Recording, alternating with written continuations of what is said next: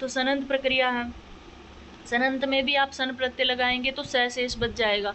तो आप कोई भी धातु पढ़ेंगे, मतलब कोई भी शब्द धातु से बना हुआ कोई भी शब्द पढ़ेंगे तो उसके बीच में आपको श मिल जाएगा। ठीक है, तो आप समझ जाएंगे कि ये सनंत का स है। वैसे भी आप जैसे निजंत प्रक्रिया भी अभी पढ़ के आए हैं, तो जैसे भू धातु से हम भवती बनाते हैं, तो भावयति, भवती के अलावा भावयति जब बनता है तो थोड़ा अलग ही पता चल जाता है, उसकी टोन से भी भावयति और उसके आकार विकार से पता चल जाता है कि ये निजंत प्रक्रिया का पद है। और थोड़े से बस सूत्र है ना, इनके थोड़े से अजीब तरीके से हैं, मतलब ऐसे थोड़े से अटपटे टाइप के लगते हैं, लेकिन जब पढ़ते हैं ना तो सूत्र के अंदर ही उसका अर्थ छिपा होता है। तो 4-5 बार भी पढ़ेंगे। और कुछ इसमें सूत्र भी बहुत कम हैं, 6-6, 7-7 सूत्र हैं, किसी में 5 हैं, किसी में 3 सूत्र हैं, किसी में 6-7 सूत्र हैं।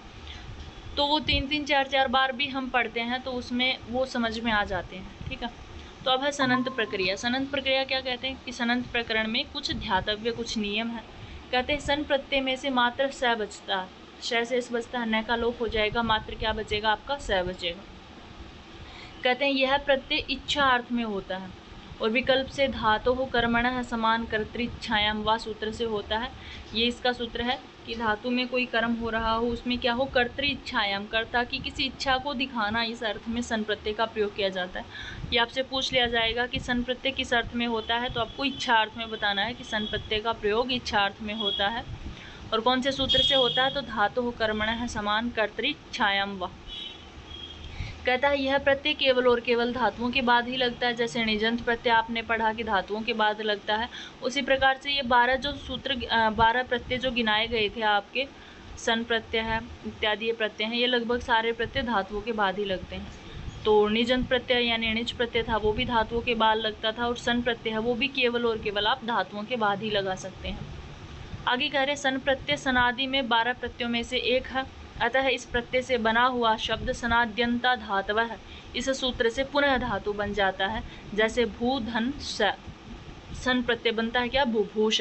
जैसे हम शुरू में तो क्या मानते हैं, भू धातु मानते हैं। ठीक है, और ये सूत्र क्या कहता है कि 12 सूत्रों में से सन एक सूत्र है, सन एक प्रत्यय है। ये आप पहले ही समझ चुके हैं, तो अब भी समझ ही जाएंगे कि सन प्रत्यय है वो 12 प्रत्ययों में से एक है। कोई ना समझ में आए तो निजंत प्रक्रिया को फिर से निकाल के देख लेना, उसमें 12 के 12 प्रत्यय हैं। लेकिन ये क्या कहते हैं कि ये जो सूत्र है सन इत्यादि प्रत्यय जब लग जाते हैं धातु के पीछे तो वो पुनः धातु बन जाता है। ये क्यों कह रहे हैं, जैसे एक तो होता है भू धातु, हम सीधा बोलते हैं ना भू धातु है, लेकिन यहाँ पे भू केवल धातु नहीं मानी जाएगी, भू के बाद में सन इत्यादि प्रत्यय लग जाएंगे। भू धन सन, भू प्लस में सन प्रत्यय लग गया और दोनों को जोड़ करके रूप बन गया बुभूष। अब अगर हम नॉर्मल बनाते तो बुभूषम एक धातु, बुभूषम पूरा रूप सिद्ध कर देते, एक सिद्ध कर देते, लेकिन यहाँ पे बुभूष एक धातु बनी है केवल मात्र, और इस धातु को मान करके अब आगे तिप इत्यादि प्रत्यय लगेंगे। वहाँ तो क्या था कि जब हम नॉर्मल पढ़ रहे थे तो भू के सामने हम तिप इत्यादि प्रत्यय लगा देते थे, तो हम मानते थे कि भू धातु है, पच धातु है, तिष्ठ धातु है, ऐसा मान लेते थे। लेकिन यहाँ हम केवल मात्र भू को धातु नहीं मानेंगे, भू के तुरंत बाद में सन प्रत्यय लगेगा और सन प्रत्यय से जो रूप बनेगा, फिर जैसे बुभूष यहाँ पे एक रूप बना है, ये पूरा बुभूष एक धातु है। ठीक है, यहाँ पे भू धातु नहीं है, बुभूष धातु है, और इस बुभूष धातु को मान करके अब आगे के कार्य होंगे कि कहीं इकार का दीर्घ हो जाएगा, कहीं वृद्धि होती है, कहीं तिप इत्यादि प्रत्यय लगते हैं, कहीं किसी का आगम होता है। तो कहने का मतलब ये है कि यहाँ पे भू धातु को मान करके कार्य नहीं हो रहा है, भू धातु के बाद में सन प्रत्यय लगेगा और भू और सन से मिल करके जो धातु बनेगी बुभूष, ये पूरी एक धातु बन जाएगी बुभूष, और इस बुभूष धातु को मान करके आगे कार्य होंगे। ठीक है, इससे अगला कहते हैं कि सन प्रत्यांत धातु का प्रयोग पूर्ववत सनह सूत्र से मूल धातु की तरह ही होता है। जैसे भू धातु से बुभूषति बन जाएगा, एद धातु से एदिधिषते बन जाएगा, क्री धातु से चिकीर्षति बन जाएगा और चिकीर्षते इत्यादि बन जाएगा। तो देखो आप अगर ध्यान देंगे तो बुभूषति बीच में शकार आ रहा है, एदिधिषते के बीच में भी मूर्धन्य शकार आ रहा है, चिकीर्षति चिकीर्षते। तो सन आदि सनंत प्रत्यय अगर आप वैसे नहीं समझ पा रहे हैं तो आप इतनी ट्रिक तो कम से कम याद कर लेना कि इनके जो रूप बनते हैं ना सन प्रत्यय लग करके, उनके बीच में आपको 100% मूर्धन्य शकार का प्रयोग मिलेगा। जैसे बुभूषति है, एदिधिषते है, चिकीर्षति है, चिकीर्षते है, आप आगे भी पढ़ेंगे जितनी भी धातु है वहाँ भी आपको शकार बीच में मिल जाएगा। ठीक है, तो यही कह रहे हैं। जैसे सबसे पहला सूत्र पढ़ रहे हैं, धातुः कर्मणः समान कर्तृकादिक छायाम व। ये कहते हैं इशी कर्मणः, इशी यानी इच्छार्थक कर्म में सन प्रत्यय होता है।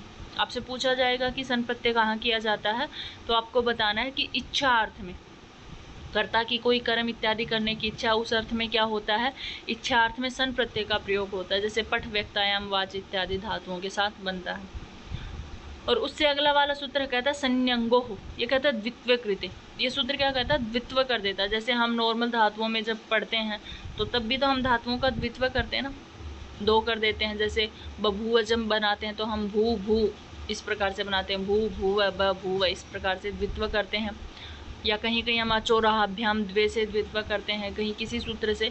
तो यहाँ भी क्या कहता है, सन और यंग प्रत्यय जहाँ पर लगे होंगे। अब यगंत भी आपको आगे पढ़ना है जा करके, अब सन प्रत्यय पढ़ रहे हैं तो ये कह रहा है कि किसी धातु के पीछे सन प्रत्यय लगा हो या यगंत प्रत्यय लगा हो, यंग प्रत्यय लगा हो, उसमें क्या हो जाता है, वो द्वित्व हो जाता है। कोई भी एक हच होता है उसको द्वित्व हो जाता है।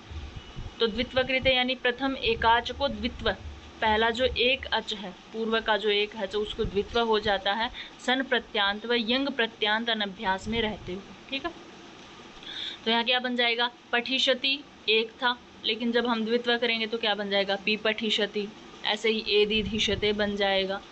पठितुम इच्छति, ऐसा भी रूप बना सकते हैं, पठितुम इच्छति। और अगर ऐसा नहीं बनाना चाहते तो हम सन प्रत्यय लगा करके पी पठिष्यति भी बना सकते हैं। नॉर्मल जब हम सनंत प्रक्रिया का प्रयोग नहीं करते तो हम इसी प्रकार से बनाते हैं ना, किसी को पढ़ने की इच्छा होती है तो हम बोलते हैं पठितुम इच्छति, ये नॉर्मल रूप बनता है। लेकिन अगर आप पी पठिष्यति प्रयोग करते हैं तो आपको पठितुम इच्छति कहने की ज़रूरत नहीं है, दो अलग अलग धातुओं का प्रयोग करने की ज़रूरत नहीं है, एक से ही काम चल जाएगा। आप पी पठिष्यति बोलेंगे तो भी वही अर्थ निकल के आएगा कि पढ़ने की इच्छा है, और आप पी पठिष्यति नहीं बोलते हैं, आप पठितुम इच्छति बोलते हैं तो भी आपका वही अर्थ निकल के आएगा कि पढ़ने की इच्छा है। ऐसे ही धातु आगे और प्रत्यय बन जाएंगे, पी पठिशान चकार है, पी पठिशामास, पी पठिशतु, अपी पठिशत इत्यादि, ये रूप बन जाएंगे। ठीक है, तो मैंने जैसे बताया था कि ये सन प्रत्यय होंगे, जहाँ पर निच प्रत्यय, यंग प्रत्यय, जितनी भी धातुएं निजंत इत्यादि, इनमें सब में सारे के सारे 10 प्रकार से रूप चलते हैं। तो पी पठिशति आपका लट लकार इत्यादि में हो जाएगा। पी पठिशान चकार है या पी पठिशा मास आपका लीट लकार में हो जाएगा।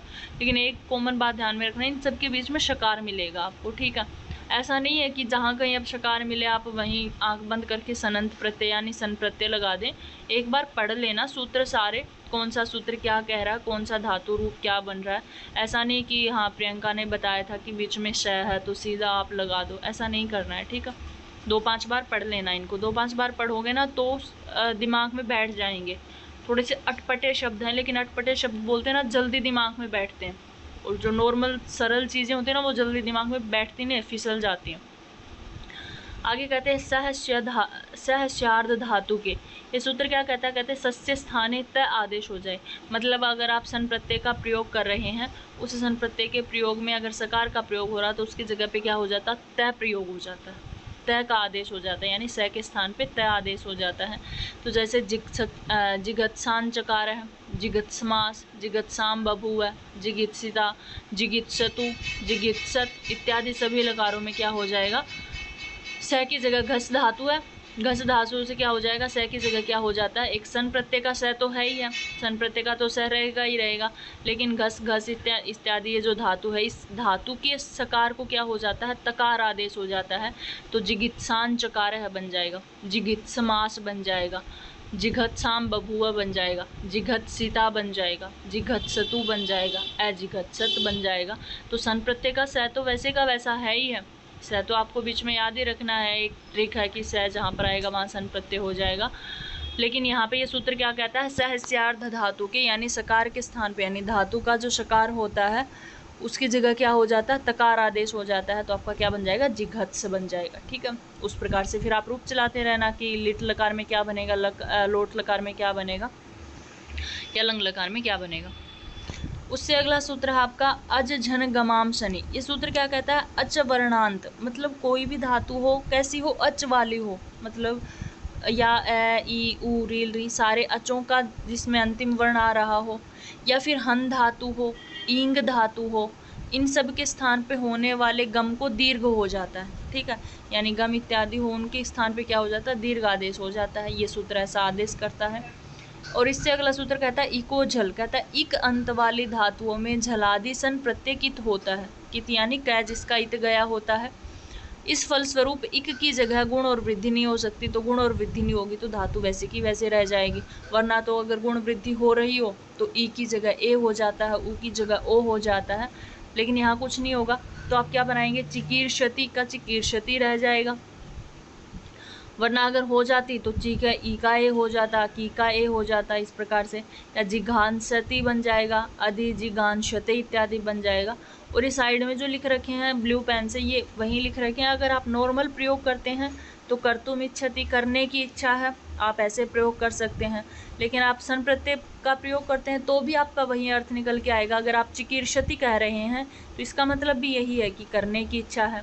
अगर आप हंतुम इच्छति कह रहे हैं कि मारने की इच्छा है, और आप ये नहीं कह करके आप जिघांसति कह रहे हैं तो इसका मतलब भी यही है। जिघांसति बोलने से आपका क्या मतलब निकल के आएगा कि मारने की इच्छा है। आदि जिघांसते भी आपका यही है कि करने की इच्छा है। तो इन सब में क्या होता है, किसी भी ये कित हो जाते हैं, और कित होने से इनमें क्या हो जाता है, गुण और वृद्धि नहीं होती है। आपने सूत्र पढ़ा होगा ना, इको गुण वृद्धि। अष्टाध्यायी का तृतीय सूत्र ही है, वृद्धिरादयी चदेंग गुण है इको गुण वृद्धि। तो वही कहता है कि इक यानी इक के स्थान पे क्या नहीं होती, गुण और वृद्धि का निषेध हो जाता है जहाँ पर कित होता है। इससे अगला सूत्र है शनि ग्रह गुहोश्च। अब ये सूत्र क्या कहता है, शनि ग्रह गुहोश्च। ये सूत्र कहता है ग्रह, गुह तथा उगंत धातुओं के बाद सन प्रत्यय को इट का आगम नहीं होता है। मतलब ग्रह धातु है, गुह धातु है, या कोई उक अंत वाली धातु, मतलब जिसके अंत में ऊ हो।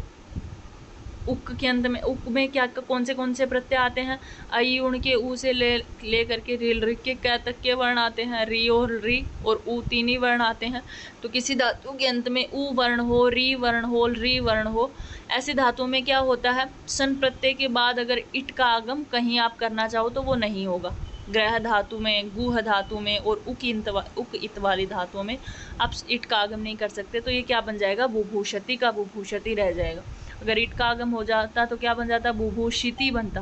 तो यहाँ पे भू धातु कैसी है, उक वाली है, उकार इसके अंत में आ रहा है, इसलिए उगंत धातु है।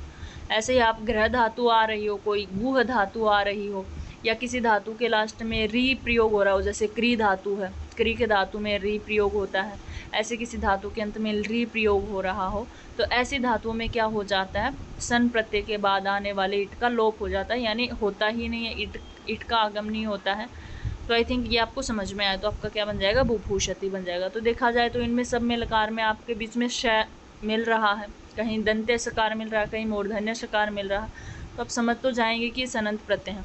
बाकी इतने ज़्यादा इसमें सूत्र हैं नहीं, 5-6 ही सूत्र हैं। इससे आगे तो यंगंत प्रक्रिया शुरू हो जाती है। तो ये थोड़े सूत्र आप पढ़ लेंगे। एक बार मैं बता देती हूँ। पहला सूत्र है धातु कर्मणः समान कर्तृकादिच्छायाम वा। ये आपका सन प्रत्यय करने वाला सूत्र है इच्छा अर्थ में। ये आपको विशेष ध्यान रखना है कि इच्छा अर्थ में आपका सन प्रत्यय होता है। संयंगो हो सूत्र क्या कहता है कि सन और यंग दो धातुएं यहाँ या तो सन प्रत्यय का प्रयोग हुआ हो या यंग प्रत्यय का प्रयोग हुआ हो, वहाँ द्वित्व करने वाला सूत्र है। 5-7 बार सूत्र पढ़ेंगे तो सूत्र से ही ध्यान में रह जाएगा कि संयंगो क्या करता है, धातु क्रमण क्या करता है। ऐसे ही अगला सूत्र है स्यार्ध धातु के। ये सूत्र क्या कहता है कि सस्य स्थानित आदेश, कि जहाँ पर धातु के सकार का प्रयोग हो रहा हो, जैसे घस धातु है तो यहाँ पे सकार की जगह क्या हो जाता है, तकार आदेश हो जाता है। तो क्या बन जाएगा आपका, जिघत्स इत्यादि बन जाएगा। अज झन गमाम सनी सूत्र क्या कहता है कि सन प्रत्यय जहाँ पर हो रहा हो, ऐसे अच वर्णांत धातु या हन इंग इत्यादि धातु हों, इनमें दीर्घ नहीं होता है, दीर्घ हो जाता है। और इको जल सूत्र क्या कहता है, कहता है इक अंत वाली कोई भी धातु हो, अगर सन प्रत्यय लगा हुआ हो और धातु कित बन गई हो तो वहाँ पे क्या हो जाता है, गुण और वृद्धि नहीं होंगे, तो वैसे का वैसा रह जाएगा। शनिग्रह गुहोश्च सूत्र क्या कहता है कि सन प्रत्यय का जहाँ प्रयोग हो रहा हो, और या फिर ग्रह धातु आ जाए, गुह धातु आ जाए, या फिर उगंत धातु आ जाए, यानी किसी धातु के अंत में ऊ हो, किसी धातु के अंत में री हो, या किसी धातु के अंत में री हो, इन शब्दों का अगर प्रयोग हो रहा हो तो वहाँ क्या हो जाता है, आप इट का आगम नहीं कर सकते हैं। तो आपका नॉर्मल का नॉर्मल रह जाएगा, बुभूषति, चिकीर्षति, जिघांसति, अधिजिघांसते, बुभूषति इत्यादि। ये रूप किस में बनेंगे, आपके सनंत प्रक्रिया में बनेंगे। यहाँ तक आई थिंक आपको समझ में आया हो, किसी प्रकार की कोई दिक्कत ना हो। तो ये 5-5, 7-7 सूत्र हैं, इतनी बड़ी कोई बात है नहीं। आगे यंगंत भी पढ़ना आपको, यंग लुगंत, 4 प्रक्रियाएं ये पढ़नी और एक नाम धातु पढ़नी। पहले मुझे ये बताओ सनंत प्रक्रिया जो है या निजंत प्रक्रिया जो आपने की, इसमें किसी को कोई परेशानी हो तो आज के लिए इतना ही करते हैं। और ये 5-7 बार अगर पढ़ेंगे ना, आज भी पढ़ लेंगे ना 5-7 बार, क्योंकि 5-5, 6-6 सूत्र हैं, ज़्यादा सूत्र तो है नहीं। 4-5 बार भी इस PDF को भी इधर उधर करके देखेंगे तब भी आपको याद हो जाने ये सूत्र। थोड़े से अटपटे हैं, लेकिन अटपटे हैं इसलिए याद भी बहुत जल्दी रहेंगे, पकड़ में भी बहुत जल्दी रहेंगे। और यहाँ से सवाल आता है, क्योंकि ये थोड़ा सा नया टॉपिक लगा इसलिए यहाँ से सवाल आता ही आता है। तो किसी को कोई परेशानी हो तो बताना।